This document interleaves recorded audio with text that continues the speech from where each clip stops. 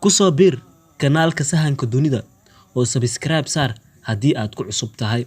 Assalaamu calaykum.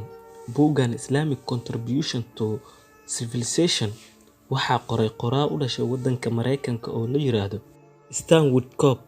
Stan Woodcock waxa uu dhashay 1881 wuxuuna ahaa khabiir ku takhasusay cilmiga taariikhda iyo falsafada. Buuggan yar waxa uu qoray 1914 isagoo jooga Turkiga. Waxyaabaha uu leeyahay waxay igu dhaliyeen in aan buuggan qoro ayaa ah kadib markii ay reer galbeedku qariyeen ilbaxnimada faca weyn iyo waxtarka uu islaamku ku soo kordhiyay adduunka. Waxa uu hordhac kaga dhigay sheekadiisa waxyaabaha uu kala kulmay dadka Turkiga ah, cibaadada iyo dhaqanka islaamka.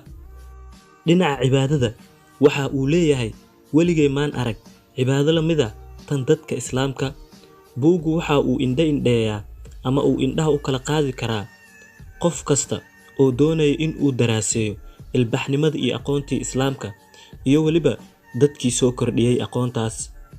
Waxa uu buugga ku indhafurayaa taariikhda daahsoon.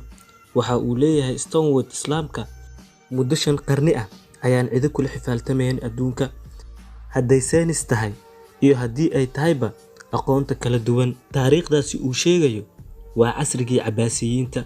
Waxa uu leeyahay islaamku waxa uu ahaa isku xiraha aqoonta maadiga ahayd ee aadanuhu soo kala dhaxgalayay iyo aqoontan maanta aynu heesano ee reer galbeedku gacanta ugu jirta. Sidaas hadday tahay, aqoontu waxay ahayd qori isku dhiib jiilba jiilka ka dambeeya.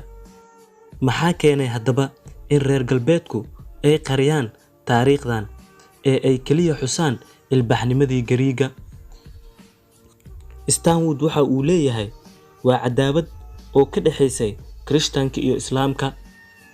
Islaamku wuxuu ku soo kordhiyay ilbaxnimada, waa su'aasha buugga nuxurkiisa ka jawaabayo. Stan Woodcock waxa uu xusayaa in ilbaxnimadaasi uu bilaabay Harun al-Rashid oo ahaa khilaafkii lixaad dowladdii Islaamka ee xaruntana u ahayd Baghdad.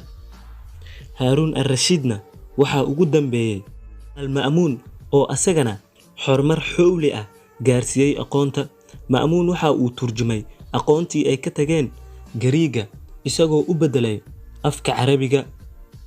Ma'mun waxa kale oo isku dayay in uu xagga wax soo saarka dalagga balaariyo isaga oo ay ka saacidayaan khibradaha dadjooga kala duwan iyo dhulka hodanka ah ee hoos imaanayay dowladdii uu hoggaanku u hayay. Buuggan kama wada sheekayn karno mana ku soo koobi karno muuqaal yar. Intaas ayaan ku soo afmeeraynaa nuxurka buugga Islamic Contribution to Civilization oo uu qoray Stan Woodcock.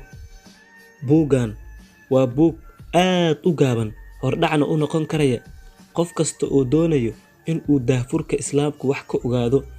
Way jiraan buugaag badan oo culimo muslimiin ah ay qoreen intaasoo majalladood ah sida Ibn Khaldun oo kale.